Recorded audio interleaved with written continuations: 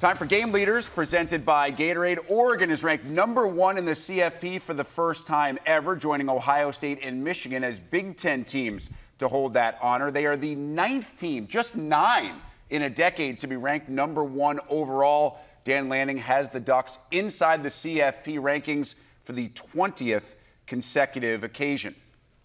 Rick Pizzo back with Jake Butt. It's Maryland, Oregon on the Big Ten Network this Saturday. The Ducks are huge favorites. They have looked so good, Jake. We started the show talking about how easy they've kind of made it look. I just wonder, heading into a game like this, if there's any sort of mental slip up. You look at yourself as #1, you're probably 3 to 4 touchdown favorites at home. Do you have the same juice that you've had throughout the course of the year? I mean, we're all searching for that, right? We're all expecting at some point Oregon's going to come back down to earth, even if just for a few quarters or a few plays. They've been effectively perfect these past few weeks. But I go back to Dan Lanning was asked by a reporter, hey, coach, like, what does it mean to be #1? It's got to be exciting. And he just, what did he say? Yeah, we don't care. Doesn't mean we don't anything. care, right? And I think that right now there's new tests, and to answer a test will confirm your belief and confidence. Health is a big piece of that.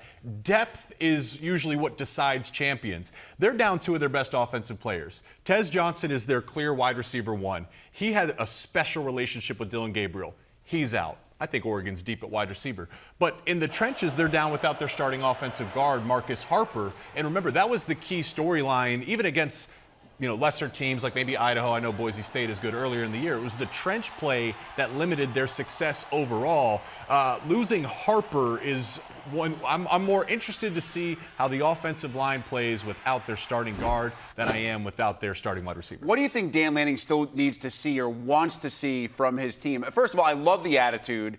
And I think that Oregon maybe doesn't get the attention it deserves because he's so understated. You don't hear, you don't read a lot about him or the players in the national media. I know there is the quote-unquote West Coast bias. This is the clear #1 team in the country, but with a championship game, presumably, to play in a month. What do you think Lanning still wants to see from his team? I think it's maturity and it's repetition. Like, you become what you repeatedly do. You become what you practice. And that's kind of what this game is about. Oregon's so good. Like, they get to set the terms. They dictate the tempo. They're going to force Maryland to play their game.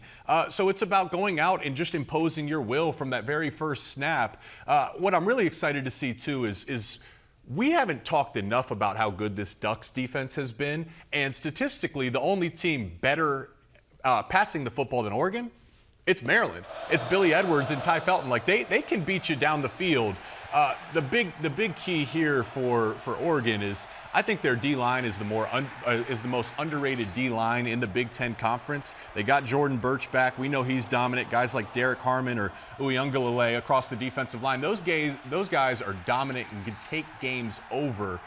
So I think what Dan Lanning would like to see this week is he probably doesn't even want to see his secondary tested because he wants those guys to get home quick against really what's been a struggling Maryland offensive line. It would be a massive upset, an upset of epic proportions. If Mike Locksley and the Terps have any chance to pull it off in what has been, to this point, probably a disappointing season, even after the win against USC, what has to happen? Yeah, they have to go out there and really try to keep this game close early on. That's the making of an upset, is they have to find a way to get points. They have to find a way to force some turnovers. That's been one of the big strengths for Maryland's defense. They're not a dominant defense, but they are capable of forcing turnovers. They'd like to try to plant some seeds of doubt in the mental psyche of Oregon. And, you can use the home field advantage against them. If you keep this game close into the second quarter, there's going to be a sense of, hey, what's going on right there? And Billy Edwards is a gunslinger, man. Who knows what happens with him and some of the weapons he has outside of him if they can keep this game close. I don't think they're going to be able to run the ball. They haven't been able to do it all year. Yeah. So you got to have an explosive game from your quarterback and his weapons. And the Ducks have just been so good at home. The environment inside Autzen is going to be phenomenal,